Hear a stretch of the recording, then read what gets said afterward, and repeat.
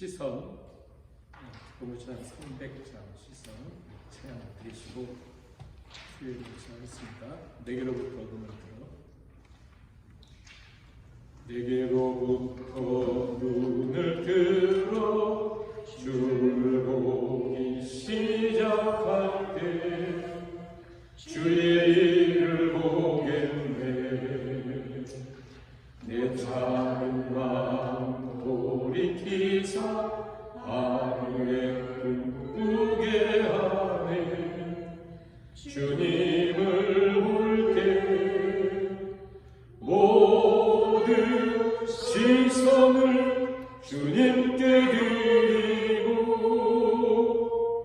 살아계신 하나님을 느낄 때 내 삶은 주의 역사가 되고 하나님이 일하기 시작하네. 내게로부터 눈을 들어 주를 보기 시작할 때 주의 일을 보겠네.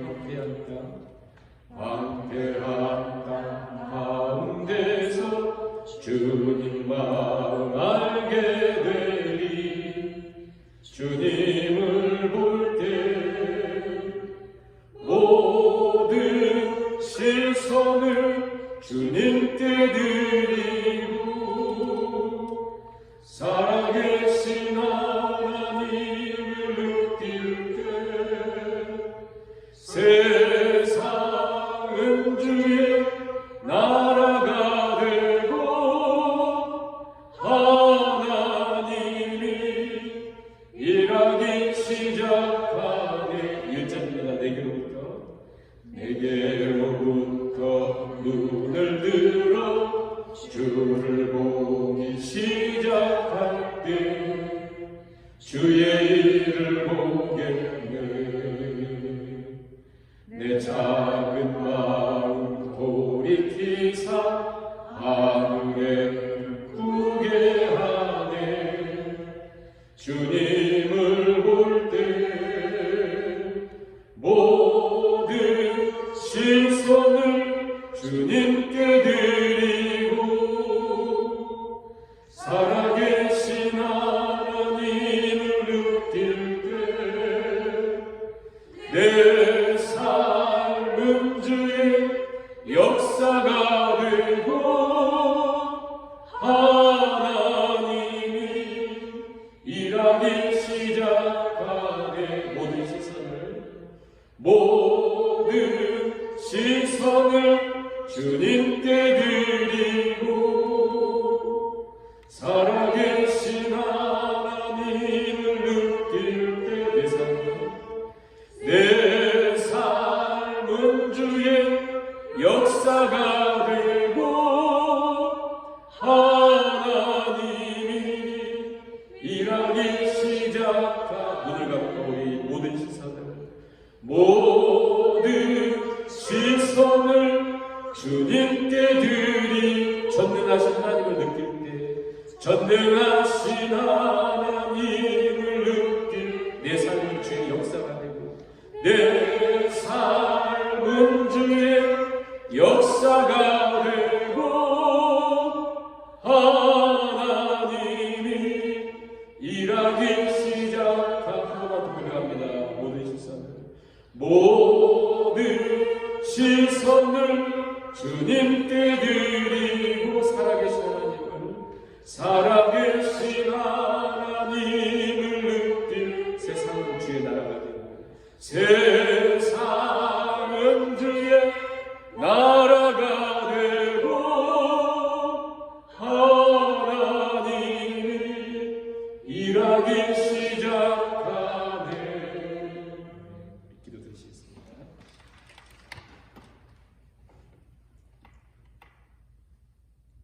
다윗이 블레셋 사람에게 이르되 너는 칼과 창과 단창으로 내게 나아오거니와 나는 만군의 여호와의 이름 곧 내가 모여가는 이스라엘 군대의 하나님의 이름으로 내게 나아오라. 또 여호와의 구원하심이 칼과 창에 있지 않냐을 이 무리에게 알게 하리라. 전쟁은 여호와께 속한 것인지 그가 너희를 우리 손에 넘기시리라. 아멘. 우리 찬송가 290장 290장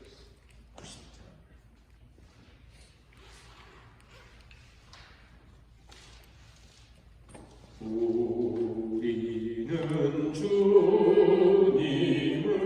늘 배반하나 내 주 예수 여전히 날 부르사 그 참되신 사랑을 베푸시나니 내 형제여 주님을 곧 따르라. 주 널 위해 비네 주 널 위해 비네 주 널 위해 비네 항상 비시네 주께서 풍성한 은혜를 내려 내 영혼이 나날이 복 받으니 주 예수를 너희도 구주로 섬겨 곧 따르며 풍성한 복 받겠네. 주 널 위해 비네 주 널 위해 비네 주 널 위해 비네 항상 비시네 무거운 짐 지고 애하는 인생 주 예수께 돌아와 고치어라. 내 주 예수 너희를 돌보실 때에 참 복락과 안위가 넘치겠네. 주 널 위해 비네 주 널 위해 비네 주 널 위해 비네 항상 비시네. 288장 예수를 나의 구주 삼고 찬양을 드리겠습니다. 예수를 나의 구주 삼고 성령과 피로써 거듭나니 이 세상에서 내 영혼이 하늘의 영광 누리도다. 이것이 나의 안증이요 이것이 나의 찬송일세. 나 사는 동안 끊임없이 구주를 찬송하리로다. 온전히 주께 맡긴 내 영 사랑의 음성을 듣는 중에 천사들 왕래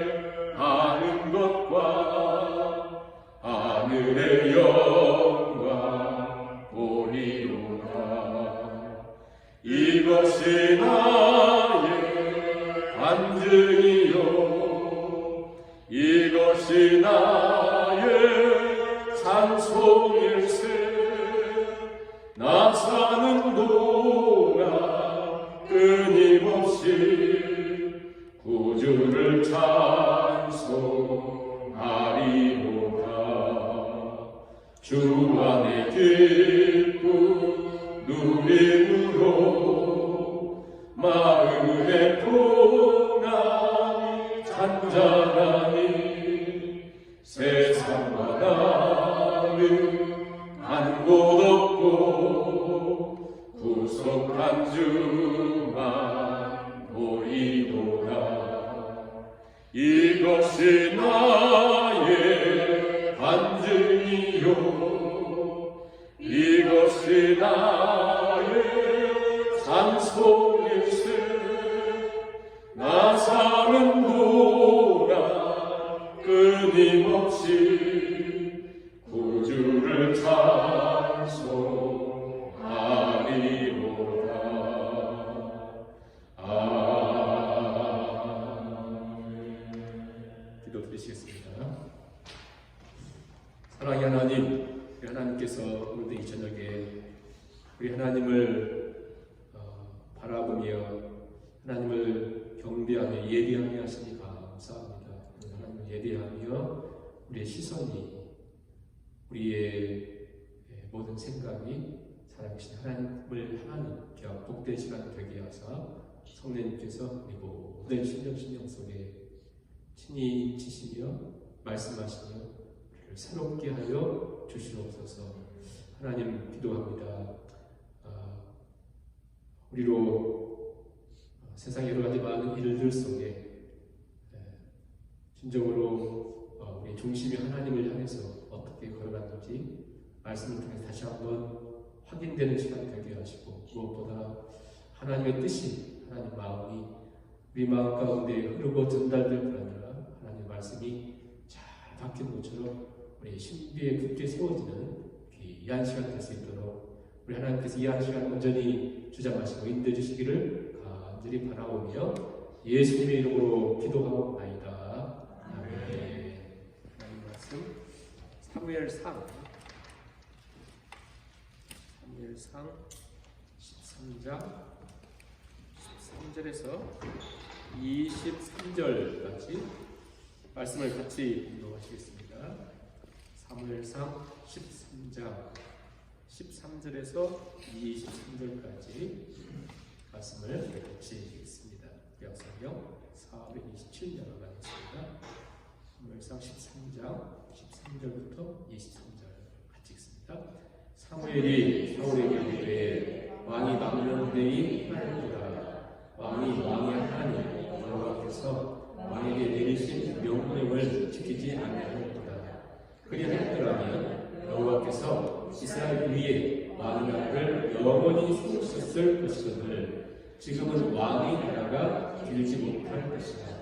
여호와께서 왕에게 명령하신 바를 왕이 지키지 아니하였으므로 여호와께서 그 마음에 맞는 사람을 구하여 여호와께서 그를 그의 백성의 주기자로 삼으셨느니라 하고 사무엘이 일어나 길갈에서 떠나 베냐민 기브아로 올라가니라. 사울이 자기와 함께한 백성의 수를 세우니 600명 가량이라. 사울과 그의 아들 요나단과 그들과 함께한 백성은 베냐민 대가에 있고 블레셋 사람들은 닉마스에 진쳤더니 의략군들이 세대로 블레셋 사람들의 진영에서 나와서 한때는 오보라기를 따라서 수아 땅에 이르렀고 한때는 베드로 길로 흘러갔고 한때는 광야 쪽으로 스고임 골짜기가 내려다 보이는 지옥길로 흘러갔더라. 그때 이스라엘 온 땅에 뚜껑이 없었으니 이는 블레셋 사람들이 말하기를 히브리 사람이 칼이나 총을 만들까 두렵다 하였습니다. 온 이스라엘 사람들이 각기 모습이나 삽이나 도끼나 괭이를 부리려면 블레셋 사람들에게로 내려갔었는데 곧 그들이 괭이나 삽이나 쇠사슬이나 도끼나 쇠채찍이 무딜 때에 그리하였으므로 싸울 날에 사울과 요나단과 함께한 백성의 손에는 칼이나 창이 없고 오직 사울과 그의 아들 요나단에게만 있었더라. 블레셋 사람들의 부대가 나와서 믹마스 거기에 이르렀더라. 아멘. 예, 오늘 이 저녁에는 우리가 사무엘서 13장 말씀을 중심으로 주의 말씀 참고하도록 하겠습니다. 그 8장에서 백성들이 왕을 요구하죠. 왕을 요구합니다. 그리고 9장부터 12장을 통해서 사울이 왕을 멋지게 등극하는 내용이 나오죠. 9장에서는 사울의 가정에 암나귀들 잃어버렸는데 그 암나귀 찾다가 사무엘을 만나고 기름 부음을 받고, 10장에서는 미스바에 백성들 모아놓고 3번에 걸친 제비뽑기를 하고 왕으로 기름을 부음 받고, 그게 10장이에요. 11장에서는 10장 마지막쯤에 보면 그 중에 어떤 사람들은 비류, 이 사람들이 불량배 비슷한 사람들이 사울을 이렇게 안 따라요. 그랬는데 11장에 암몬이 쳐들어와서 전쟁이 일어납니다. 이때 사울은 아무것도 할 수 없으니까 농사 짓고 있었는데 성령에 감동돼가지고 백성들을 모은 다음에 33만 명을 데리고 암몬을 다 치죠. 11장에 보면. 그리고 전쟁 승리하고 올 때 옆에 있는 충신들이 당신 거부했던 사람 다 죽입시다 그랬더니 아닙니다. 하나님의 구원의 날이니까 그러면 안 됩니다 하면서 아무튼 겸손하고 아무튼 온유하고 너무나 멋지죠. 그리고 12장에 가서 사무엘이 은퇴를 해요. 사라집니다.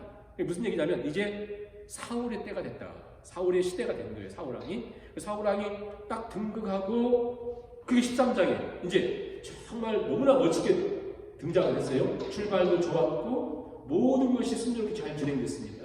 하나님의 성령이 도와주셨고 암몬을 무찌르고 거듭된 겸손의 모습과 너무나 멋진 모습으로 등극을 했는데, 갑자기 13장에 가가지고 사울이 약 40년 동안 왕 위에 있는데 1년밖에 안 지났는데 버림을 받습니다. 그 내용이 13장에 나와요. 이 내용이 어떻게 보면 매우 중요한데 그 의미를 우리가 잘 모를 수가 있어요. 그래서 오늘 이 의미를 잘 한번 생각하면서 이 부분을 보도록 하겠고요. 13장 1절 보시면, 읽지 않았지만 1절을 보시면, 사울이 왕이 될 때에 40세라.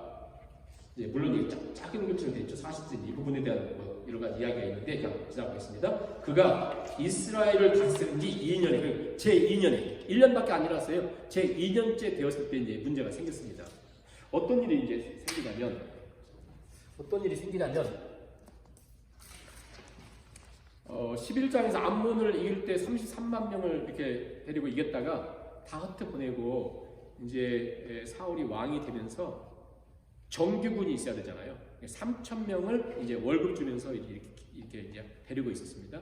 3,000명 중에 2,000명은 사울이 데리고 있고 1,000명은 아들 요나단에게 이제 맡겼습니다. 이런 상태. 3,000명의 군사가 있었다. 이런 상태인데 갑자기 이제를 보면 이 요나단이 블레셋 사람들을 쳐요.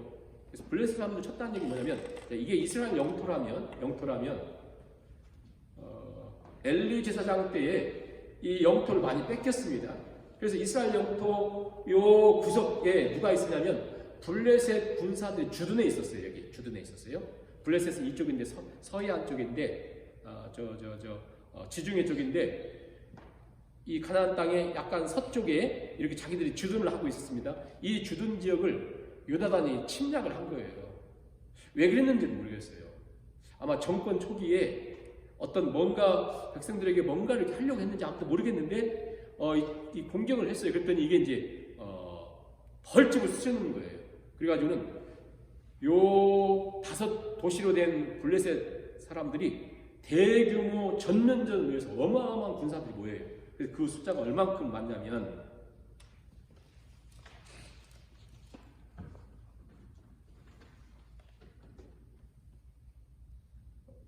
5절 보세요. 이제 그 블레셋 사람들이 이스라엘과 싸우려고 모였는데 병거가 3만이고 마병이 6천이고 백성은 해변에 모래같이 많았다. 지금 병거가 3만이에요. 우리 시대에는 대전차 부대가 3만 명이에요. 그리고 마병이 6천이고 그리고 보병은 해변에 모래같이 많았습니다. 굉장히 많아요. 지금 이스라엘은 3천 명이고 그래서 이제 그 어마어마한 산더미 같이 많은 막 어마어마한 그 블레셋 군대를 보고 이스라엘의 반응이 어땠냐면 11장에는 성령이 충만해가지고 막 전투를 했는데 오늘 여기 13장에서 어떤 일이 생기냐면요.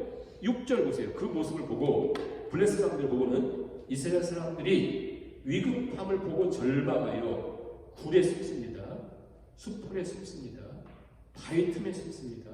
은밀한 곳과 웅덩이에 숨습니다. 다 숨어요. 그리고 어떤 사람들은 여기 요단강 있잖아요. 요단강을 건너가지고 여러분들 성경 읽을 때마다 길르앗 하면 무조건 요단강 동편에 옛날에 그 모세가 정복했던 거기. 그러니까 여기 이 요단강 건너서 도망간 거예요. 그리고 사람들 다 숨고 그리고 사울과 함께한 군사들이 매우 적군이 있었어요.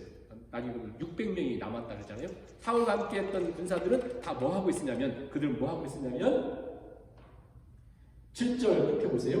사울 아직 길갈에 있고 그를 따르는 군사들은 모든 백성은 떨더라. 사신하고 떨듯이 떨고 있습니다. 네.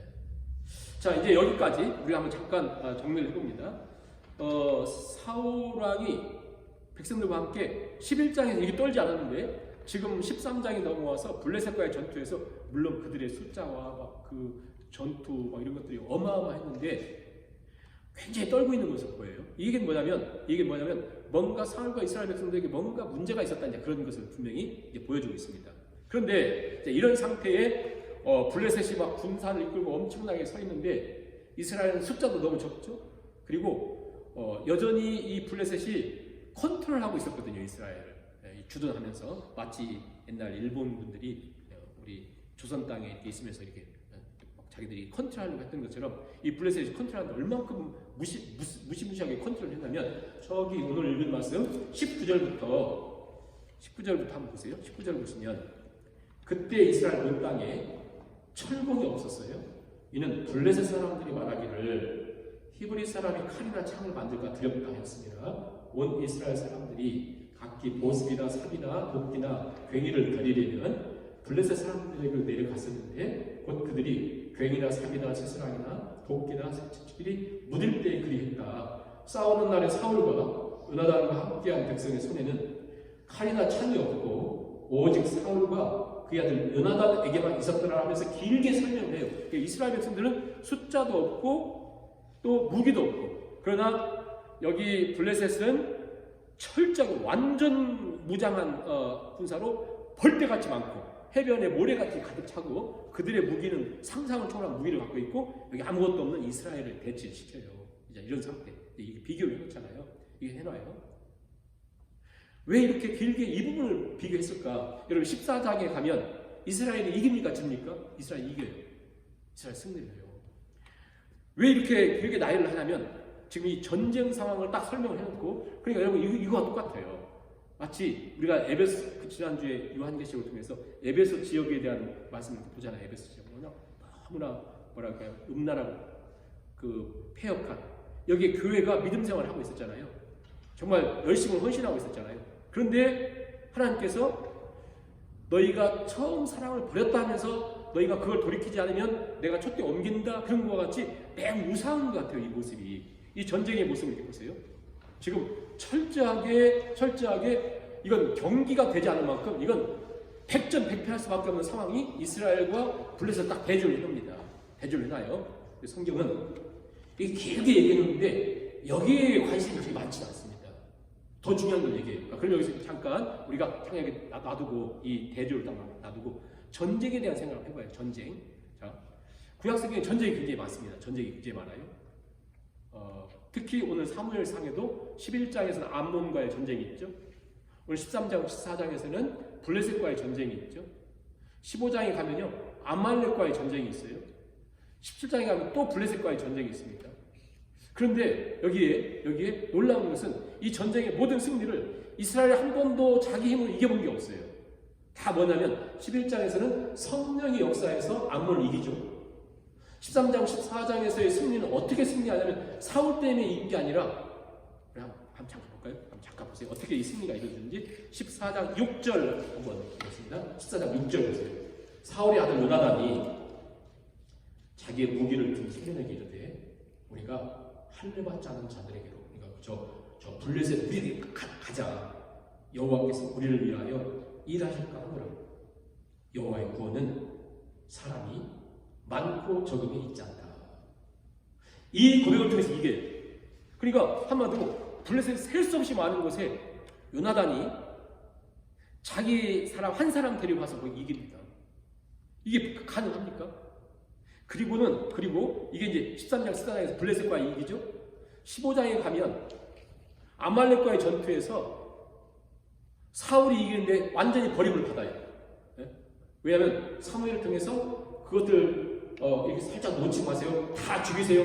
아각을 살려주고 좋은 양들을 살려주고 그렇다고 완전히 하나님 버림 받잖아요. 그리고 16장에 가면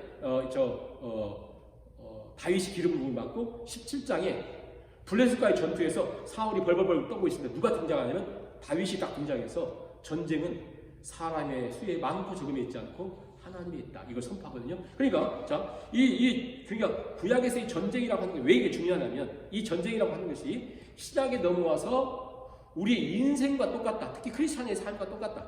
그래서 우리가 우리의 삶이 영적 전쟁이다 그러잖아요. 그러니까 이 구약에서 이 전쟁의 이 스토리가 신약에서 우리가 살아갈 때 우리 삶에 그대로 적용이 된다는 게 똑같다는 거예요. 전혀 이렇게 비슷하지 않고 너무 똑같다는 거예요. 그래서 이 전쟁을 계속 기록합니다. 한번 질문해 볼게요. 성경에 전쟁을 가장 많이 한 사람이 누굽니까? 성경에 다윗도 많죠. 누가 많아요? 제일 많아요? 여호수아. 왜냐면 여호수아는 아예 정복 전쟁, 자기 한 사역이 다 전쟁이잖아요. 전쟁. 한번 생각해 보세요. 여호수아 전쟁을 하는데 이스라엘 백성들 데려가는데 단 한 번도 야 훈련 열심히 해. 군인들 많이 모아. 무기들 많이 모아. 이거 한 번도 없습니다. 100전 99승을 해요. 한번 아가 때문에 지잖아요. 그것도 무기가 없어서 진 게 아닙니다. 뭐 때문에 지죠? 하나님의 말씀에 대해 불순종했을 때. 오직 여호수아에게 훈련시켰던 게 뭐냐면 너는 좌우로나 우로나 치우치지 말고 담대하고 하나님 말씀 붙들고 하나님 바라보며 살아라. 이게 했어요. 그러니까 요게 아까 요나단의 14장에서 고백, 전쟁은 사람의 수에 많고 적임에 있지 않고 전쟁은 하나님께서 했다. 다윗이 계속 얘기할 때마다 했던 것이 뭐예요? 전쟁은 하나님께서 했다. 그러니까 이게요, 성경이 말하고 싶은 거예요. 전쟁은 하나님께서 했다. 그런데 지금 여기 봐라. 1절부터 7절에서 13장 1절 7절에서 블레셋 사람들의 숫자를 봐라. 이스라엘 백성들의 모습을 봐라. 사시나무 떨고 있었다는 건 뭐냐면 하나님 말씀을 기억하지 않고 있었다는 거예요. 뭔가 이 1년 사이에 사울도 그렇고 백성들도 그렇고 이게 이해가 안 되면 갑자기 사울을 왜 이렇게 버리는가? 한 번 잘못했다고? 자, 버림을 받는데요. 이 전쟁에 대한 얘기를 딱 세팅을 딱 해놓고 가장 중요한 포커스를 맞춘 게 뭐냐면 8절부터 있는 오늘 우리가 읽은 말씀에 있는 뭐냐면 하나님이 사울을 버렸다는 거거든요. 자, 8절 보세요. 자, 그러니까 이 전쟁에 대한 관심보다도 갑자기 뭐에 대한 말씀을 하면 제사에 대한 얘기를 합니다. 사울은 사무엘이 정한 기한대로 1년 동안 기다렸던데 사무엘이 오지 않아요. 백성들은 자꾸 도망갑니다. 그래서 사울이 뭐라고 하냐면 번제와 화목제물을 이리 가져와라. 내가 번제를 드리겠다 하면서 자기가 번제를 드려요. 자, 그랬더니 놀라운 건 뭐냐면 10절 보세요. 번제를 마치자마자 사무엘이 도착해요. 네. 번제를 마치자마자 사무엘이 도착합니다. 이걸 어떻게 이해해야 되는가? 사무엘이 마치 숨어서 보다가 딱 나타난 것처럼 7일을 기다리거든요. 근데 7일째 되는 날 이 사울이 생각하니까 도무지 안 되겠어요. 그래서 자기가 제사를 드리고 딱 마쳤더니 사무엘이 딱 등장하는 거예요. 사무엘이 묻습니다. 아니 왕이여 지금 무슨 일을 하고 있습니까? 그랬더니 사울이 대답하는데 너무 이게 우리 상황과 너무 맞아요. 뭐라고 하냐면 백성들이 자꾸 몰려갑니다. 흔들립니다. 그리고 당신은 기다리다 안 옵니다. 그리고 블레셋 군사들을 보세요. 얼마나 그 위협이 큰지. 자, 우리 상황에 우리가 인생을 살아가고 신앙생활을 할 때 사람들 자꾸 떠나가고 그리고 선지자인 또 제사장인 사무엘은 오지 않고 블레셋 군사들은 어마어마하게 막 무시무시하게 막 위협하고 있고 여러분 이런 상황에 여러분 어때요? 그러니까 우리 식으로 얘기하자면 사업은 안 되죠. 빚쟁이들은 계속 빚 달라고 막 지금 막 도쳐가고 있죠. 그 다음에 애들은 먹을 거 없다고 막 울고 있죠. 그리고 내일에 대한 기약을 하고 있죠.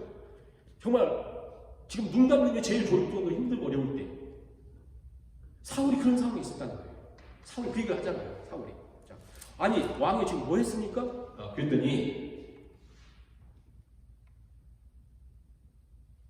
11절 11절 보세요. 사무엘이 이르되 왕이 행하신 것이 무엇입니까? 사울이 말하기를 백성은 흩어지고 당신은 오지 않고 블레셋 사람들은 믹마스에 모여서 저렇게 위험한 것을 내가 보았으므로 내가 12절에 부득이 하여 번제를 드렸습니다. 부득이 어쩔 수 없습니다. 어쩔 수 없습니다. 근데요 여러분 사울이 이해가 되지 않아요. 왜? 우리가 너무 똑같으니까요. 사울이 이해가 되지 않아요. 사울은 혼자가 아니에요. 백성들은 자꾸 자기를 보고 있어요. 그리고 자기는 백성들 때문에 왕이 됐거든요. 근데 백성들이 자꾸 물러가고 도망가고 무서워하고 있는데 자기만이라면 어떻게든 해보겠지만 이 백성들은 어떻게 해요? 그래서 어쩔 수 없이 내가 제사를 드렸습니다. 그랬더니 이거 우리가 볼 때는 충분히 이해가 되고 우리가 늘 살아가면서 하는 일인데 사무엘이 무섭게 선포를 합니다. 13절 14절 보세요. 오늘 읽은 말씀 사무엘이 사울에게 이르되 왕이라는 말을 계속 써요. 왕이 망령되이 행하였습니다. 왕이 하나님 여호와께서 왕에 대해 주신 명령을 지키지 아니했습니다. 만약 잘 지켰더라면 여호와께서 이스라엘 위에 왕의 나라를 영원히 세우셨을 텐데 지금은 왕의 나라가 길지 못할 것이고 여호와께서 왕에게 명령하신 말을 왕이 지키지 않았습니다. 계속 반복하죠. 명령을 지키지 않았습니다. 그러므로 하나님께서 이미 사람을 구했습니다. 그래요. 이미 구했대요. 아니 지금 막 이제 등극해가지고 이제 일을 하려고 하는데 앞으로 40년 동안을 해야 되는데 이제 2년차 모든 걸 준비가 완벽해가지고 이제 딱 등극해서 하는데 버렸습니다. 그래요. 버렸습니다. 당신은 버렸습니다. 하나님 버렸습니다. 그래요. 왕이 망령되이 행했다. 왕이 망령되이 행했다. 여호와 이름 하나님 이름 망령되이 일으키지 말라고 하잖아요. 근데 당신이 망령되이 일으켰습니다. 이 말 원어적으로 보면 미쳤습니다. 당신이 미쳤습니다. 그래요. 아니 내가 지금 이 상황이 지금 미친 거예요? 얼마나 급하고 지금 힘든 상황인데 사무엘 기다려도 안 오고 그런데 왜 7일인가 7일인가 이게 많은 거 있지만 성경에 7일을 완전수를 얘기할 때마다 뭘 얘기하냐면 이 주어진 7일이라고 하는 것이 뭔가 기다림의 시간인데요. 이 기다림의 시간인데 이 시간들을 통해서 하나님이 사울에게 뭔가 이렇게 받고 싶은 어떤 것이 있는데 그것은 뭐냐면 블레셋만 보지 말고 사람들만 보지 말고 불리한 상황만 보지 말고 오직 하나님을 신뢰하고 하나님을 바라봐야 될 시간들. 우리 삶에도 그럴 때가 많잖아요. 도무지. 근데 이제 문제는 뭐냐면 뭐에 있다고 생각이 되냐면 만일 사울이 이런 위치에 있지 않았더라면 자기가 교만스럽게 제사를 못 드렸을 거예요. 그런데 가만히 생각해 보세요. 사울이 뭘 하냐면 9절 보세요. 내가 왕이잖아요. 왕. 내가 권력을 갖고 있잖아요. 내가 모든 전권을 갖고 있잖아요. 그래서 사울이 뭐라고 하냐면 백성들한테 번제와 화목제물을 이리로 가져오라. 번제와 화목제물을 가져와라. 내가 번제를 드릴게다. 그러잖아요. 그러니까 자기가 자기 마음대로 할 수 있잖아요. 그러니까 한마디로 사울은 뭘 생각했냐면 하나님 뭘 원하시고 하나님 말씀하신 것이 무엇이고 이런 거에 별로 관심 없이 내가 이런 상황을 지금 이런 상황에 내가 이 상황을 내가 충분히 매니지할 수 있을 거라 생각한 거예요. 내가 충분히 할 수 있겠다 생각한 것이죠. 그럼 우리가 한번 생각을 해보는 것은 7일 동안이나 기다렸습니다. 우리 7일 기다릴 수 있겠어요? 막 적들이 저렇게 노려보고 있고 백성들은 다 도망가고 있고 자기가 같이 있는 사람들은 3,000명 군사했으면 다 도망가서 이제 600명밖에 없어요. 다 모으라고 할 때 옛날에 33만 명이 왔는데 이제 있던 군사가 이렇게 도망갔어요. 600명만 딱 옆에 있어요. 근데 그들도 뭐냐 다 사지도 않고 다 떨고 있어요. 그리고 사울만 쳐다보고 있어요. 네? 사울만 쳐다보고 있어요. 그럼 어떻게 하겠어요? 당연히 내가 힘도 있고 내가 주로 여력도 있고 그럼 번제 드리는 거 이게 뭐가 그럼 무엇을 하나님이 기다리셨을까? 뭘 하나님이 사울에게 원했을까? 그리고 사무엘은 무엇을 사울 왕을 통해서 기대했을까? 자, 한번 생각해 보세요. 8절 한번 읽어볼까요? 8절 한번 보세요. 8절 말씀 8절 보시면 사울은 사무엘이 정한 기한대로 이랫 동안을 기다렸으나 사무엘이 길갈로 오지 아니하매 백성이 자꾸 흩어져요. 사울이 번제 화목제 가져와라. 그럼 10절 보세요. 번제 드리기를 마치자 사무엘이 왔다. 너무 반가우니까 막 반가워서 했는데 사무엘은 막 지금까지와 달리 엄청나게 무섭게 노려부리면서 한 당신을 버렸습니다. 그런단 말이에요. 그럼 여기서 무엇을 바랬을까? 여러분 제사드리는데 당시 얼마나 걸렸을까요? 시간이? 7일 동안이나 기다렸는데 아마 1시간 걸렸을까요? 2시간 걸렸을까요? 아니면 약식으로 해가지고 사울이 한 30분 했을까요? 그러면 이 사울 왕이 있다가 1시간만 더 기다렸으면 괜찮나요?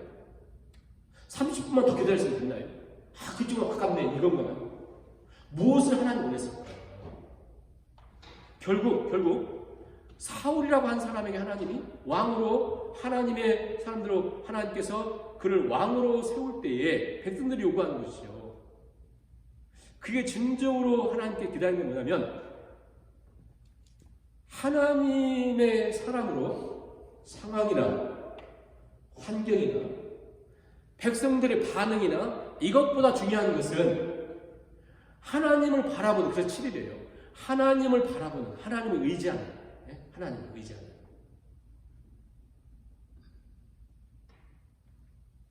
사울이 놓쳐버리는 것은, 사울이 선택했던 것은 현실이 너무 다급하고 상황이 너무 급박하고 너무나 위태로운 현실 앞에서 사람들 반응을 보고 또 저 군사들의 위협을 보고, 블레셋 군사들의, 그리고 사무엘을 안 오고 그때 그의 마음은 조급함으로 하나님을 바라보는 것이 아니고 이때 가장 지혜롭고 가장 이성적이고 합리적인 일이 뭘까? 내가 제사 드려야지 이거잖아요. 그게 유혹이었다는 거예요. 유혹. 여러분 유혹이라고 하는 것은 아담과 하와가 선악과가 있었을 때에 지혜롭게 할 만큼 탐스러웠다, 보암직도 했다 그러잖아요. 그래야 이게 유혹이 되거든요. 선악과를 봤는데 맹수맹수한 누가 그걸 유혹을 받겠어요. 그러니까 우리가 유혹을 받는 것은 거기에 뭔가가 있는 것처럼 보이잖아요. 거기에 뭔가 합리적인 것처럼 보이잖아요. 내가 그렇게 했을 때 뭔가 승리할 것처럼 보이잖아요. 그게 유혹이거든요. 사울이 결정하고 사울이 이렇게 선택하고 걸어갔던 것은 이게 가장 이성적인 것처럼 보이고 가장 현실적이고 가장 바람직하고 가장 합리적으로 보였기 때문에 이것보다 지혜로운 방법이 어디 있어요? 사무엘도 안 오니까 내가 그냥 제사를 드리고. 근데 이게 결국 뭘 얘기하는 거냐면 결국 현실을 선택하고 하나님을 버렸다 그거예요. 사무엘의 해석을 보니까 나의 지혜로운 방법을 선택하고 하나님이 원하시는 것에 대한 것을 버리고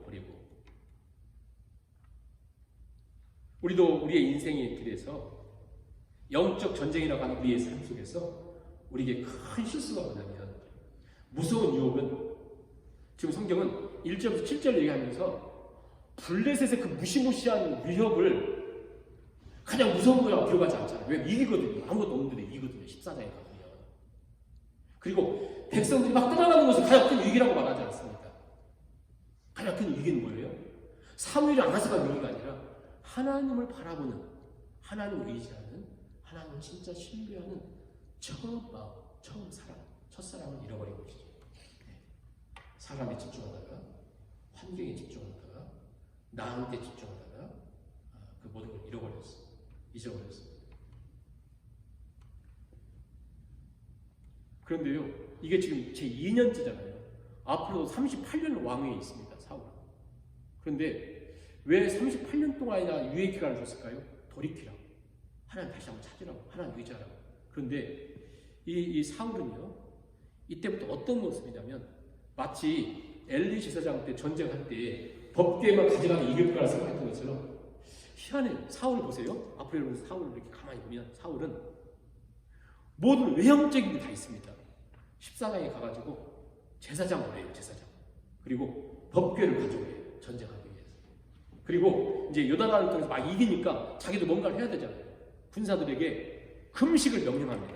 여러분 하나님 생긴데 막 금식 얼마나 멋져요. 그렇잖아요. 법궤 가져오라고 하죠. 제사장을 데려오라고 하죠. 금식하라고 하죠. 너무 괜찮아요. 그리고는 첫 제단을 쌓아요. 처음으로. 처음 이제 마지막 같아요. 또 제단을 쌓아요. 14장에 보면. 그러니까 외형적인 건 다 있는데 하나님이 그걸 버렸어요. 이게 무서운 거죠. 왜냐하면 그 내면, 그 이면 깊은 곳에, 내면 깊은 곳에 하나님을 향한 관심과 하나님을 향한 것이 없이 그냥 이렇게 있어요. 그래서 제가 이런 생각을 해봤어요. 사울이 뭐라고 하냐면 14절 한번 보세요. 지금은 왕의 나라가 길지 못합니다. 왕의 나라가 길지 못할 것입니다. 앞으로 38년 동안이나 하는데 왜 길지 못하다고 했을까? 그리고 요나단이 아들이니까 요나단이 왕 위에 서야 되는데 못하죠. 다윗이 하죠. 그런데 그 다리 저는 아들이 나중에 왕위를 이렇게 서요. 근데 실은 왕권 행사하지 못하고 그 옆에 아주 못된 신하들이 이제 통치를 하고 하거든요. 그런데 당신의 날이 길지 못합니다. 라고 하는 말씀이 결국 길지 못하다고 하는 것이 기간적인 것도 길지 못하지만 중요한 것은 내 인간적인 모상, 인간적인 생각, 인간적인 방법, 인간적인 스스로 세웠던 이 모든 것들은 절대 설 수가 없습니다. 그런 거죠. 자기가 사울은 자기 나름대로의 어떤 것을 딱 설정을 해놨는데 하나님이 사무엘 선지자를 통해서 뭐라고 하냐면 당신의 나라는 당신의 그 모든 계획은 길지 못하다. 우리도 인생에 살면서 그런 것 같아요. 이렇게 하면 서겠지. 충분히 어떤 걸 설 수 있잖아요. 중요한 것은 이렇게 어려운 환경들을 통해서 7일, 즉 하나님을 의지하고 하나님 바라보고 하나님 신뢰할 수 있는 기간을 주는데 또 사울에게는 38년이나 더 되는 긴 시간들을 줬는데 이 시간을 통해 돌이키질 않네요. 바뀌질 않네요. 어떻게 보면 사울은 늘 말씀드리지만 그렇게 잘못한 것 같지가 않아요. 그렇지 않습니까?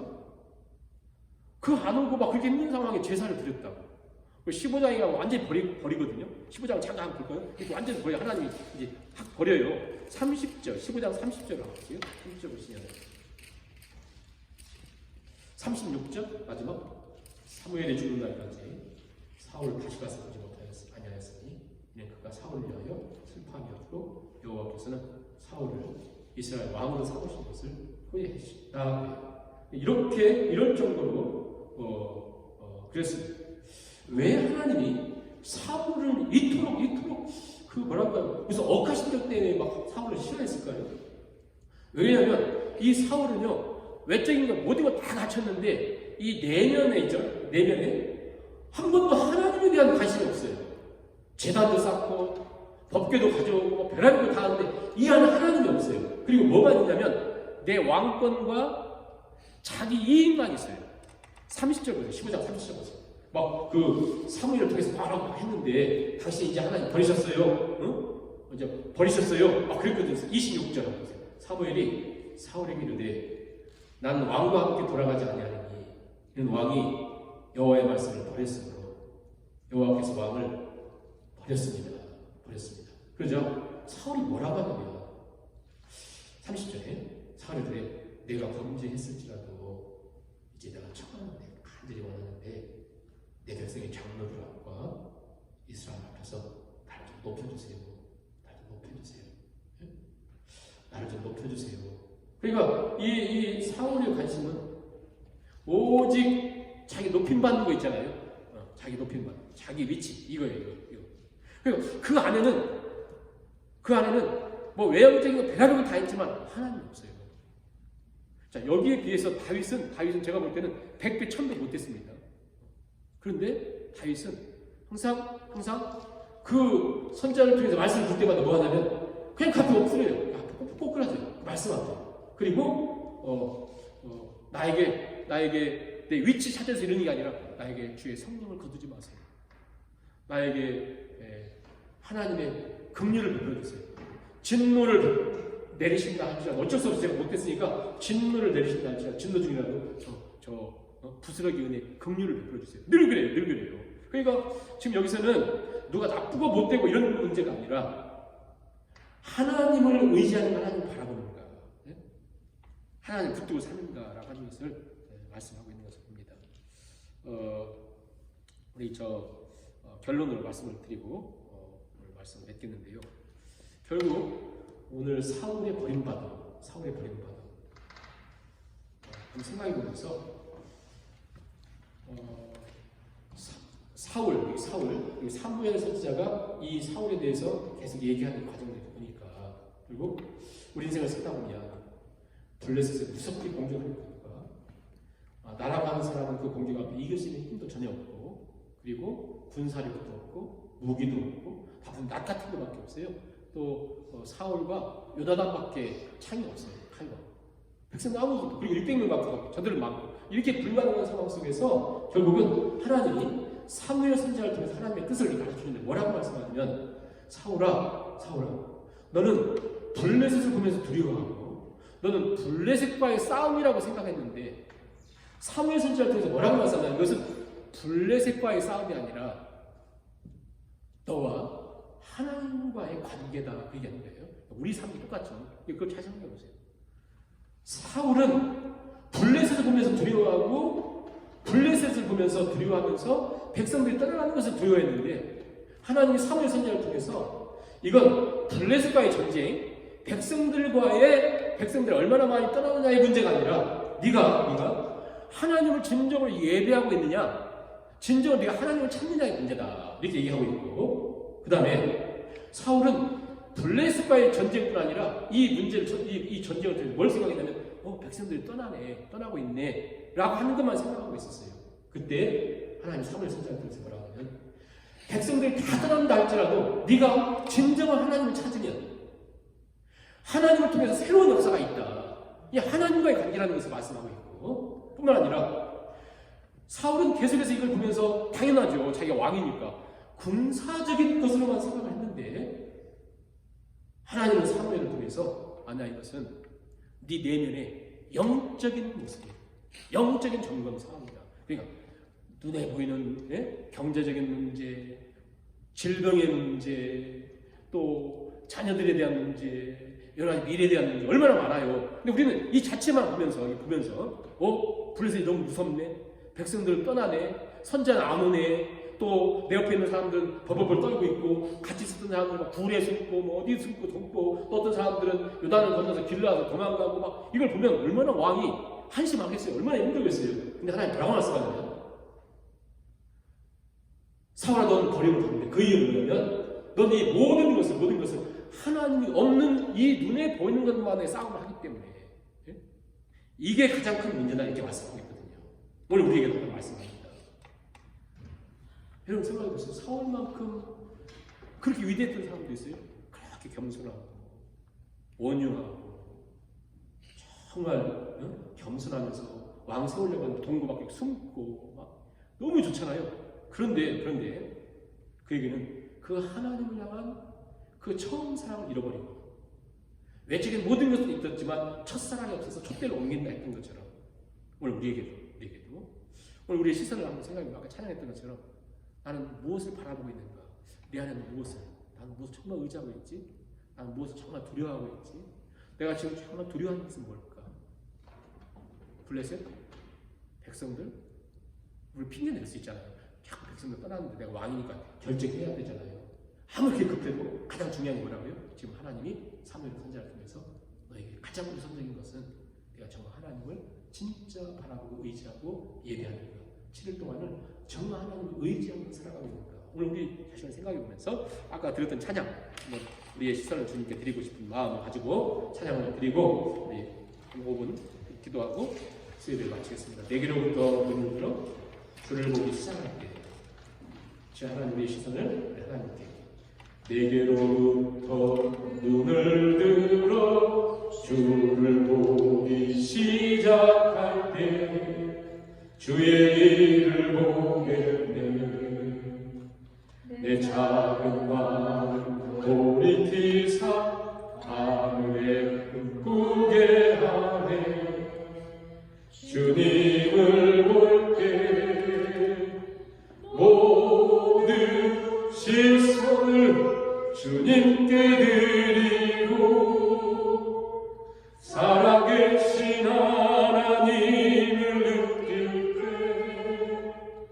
내 삶은 주의 역사가 되고 하나님이 일하기 시작하 내게로부터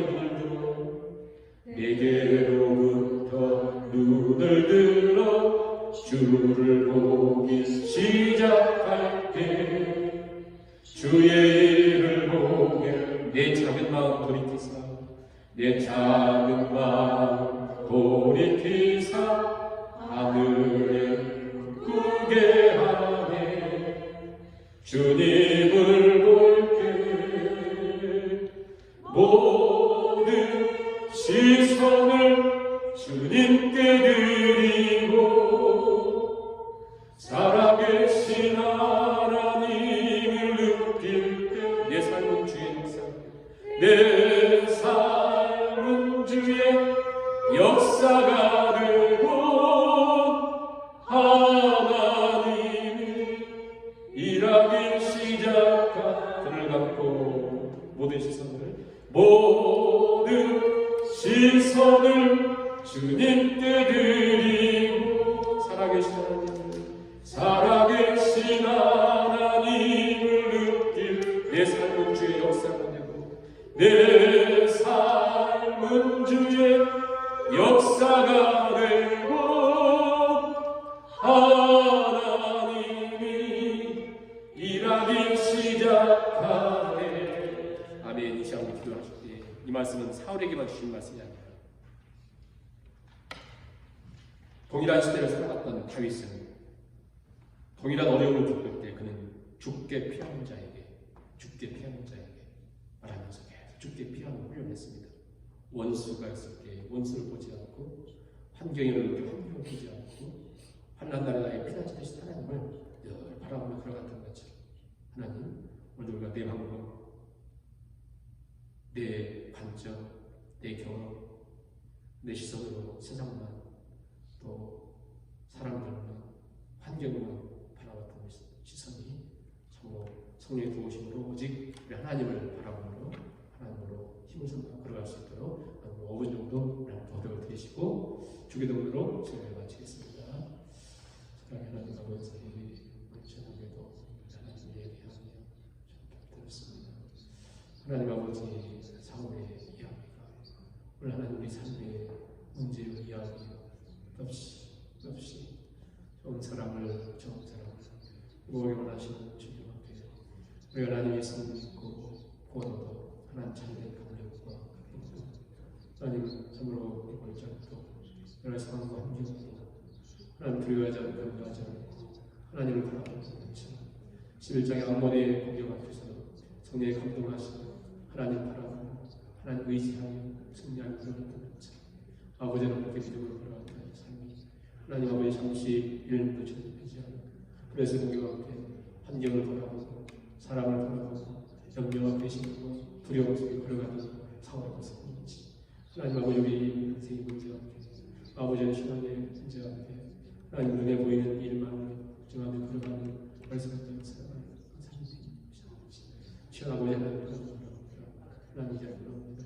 하나님 아버지 우리 아버지께 하는구나 하나님 아버지 우리 불쌍히 보시고 강렬히 보셔서 원래 일하시는 하나님 역사하신 하나님 그리고 참으로 우리의 마음이시니 우리 신이 말씀하신 것처럼 너희는 염려하지 말고 너희 두려워하지 말고 너희에게 하나님 아버지 참으로 천국을 보시는 말씀하신 것처럼 우리 아버지를 위하시고 이 안에 우리 아버지를 위하시고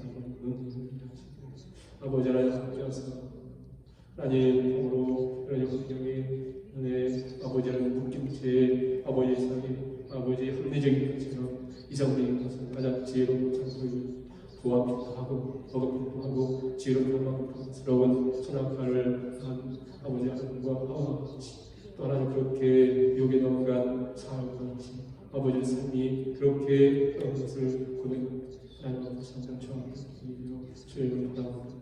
주여 불쌍히 여기서 은혜 열리게 하시고 아버지 하나님 함께 하사 눈을 밝게 하시는 것처럼 눈을 밝게 하시고 열리게 하시고 함께 하사 아버지 하나님으로 의장하며 걸어가는 눈에 집권합니다. 역시 하나님 우리는 눈이 있어 보이는 것을 따라 아버지 하나님이여 그렇게 열어갑니다. 하나님 아버지 하나님을 주시고 우리 영안이 열리게 하시고 하나님을 밝히셔서 우리 하나님 바라고 하나님 여기 예배하는 자를 복종합니다. 블레셋과의 싸움이 아니라 백성들의 떠남의 문제가 아니라 하나님을 향한 예배의 문제, 하나님을 향한 영적인 문제, 아버지를 신뢰하는 아버지 기다리는 시간, 아버지 항상 기다리는 하나님을 의지하고 붙들며 걸어가는 시간인 것을 다시 한번 기억합니다. 아버지 하나님 우리에게 치유의 시간 주시옵소서.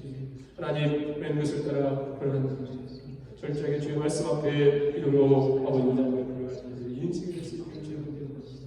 하나님 여시옵소서. 아버지 우리를 주옵소서. 땅의 영성을 주옵소서. 죽게 피하는 자에게 아버지는 그 모든 것을 통해서 죽게 피하는 자로 삼으옵소서.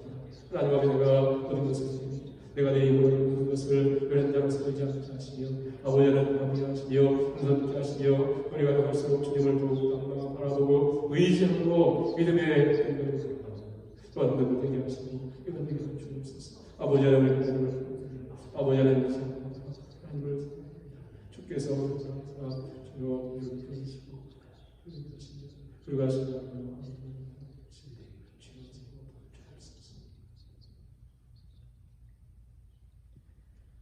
하늘에 계신 우리 아버지여 이름이 그렇게 여김을 받으시고 나라의 없으며 뜻이 하늘에서 이루어진 것 같이 땅에서도 이루어집니다. 오늘날 우리에게 일용할 양식을 주옵시고 우리가 우리에게 죄전자를 사하여 주는 것 같이 우리의 죄를 사하여 주옵시고 우리를 시험에 들게 하지 마옵시고 다만 안에서 주옵소서. 대개 나라와 권세와 영광이 아버지께 영원히 있사옵나이다.